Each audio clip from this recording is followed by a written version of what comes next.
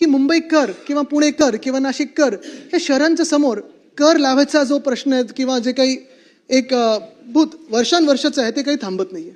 आता मुंबईमध्ये जेव्हा आमचं सरकार होतं तेव्हा आणि इकडे विधानभवनात आमचं म्हणजे राज्य सरकार होतं तेव्हा मुंबईसाठी आम्ही 500 स्क्वेअर फुटापर्यंतचा जो प्रॉपर्टी टॅक्स माफ केला होता.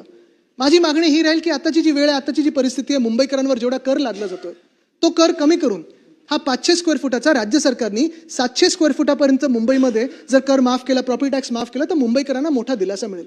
नाहीतरी प्रॉपर्टी टॅक्समध्ये बाकीचे जे एलिमेंट असतात, street tax, traffic tax, street light वगैरे, हे सगळ्याचे तर हाल आहेच.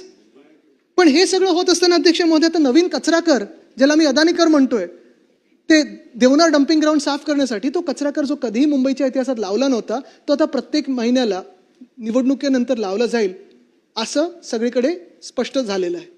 पण ह्याच धारावीमध्ये आमची जी मागणी, आणि मागच्या वेळी मी खूप विस्तृत बोललो त्याच्यावर बोलणार नाही, पण 2-3 पुन्हा एकदा धारावीचा विषय आला म्हणून स्पेसिफिक मागतो. पहिलं म्हणजे धारावी करायला, प्रत्येक धारावी करायला पात्र करा. जे SRA नियम लागू आहेत 2011 पर्यंतचे ते तसेच्या तसे धारावीला लावा.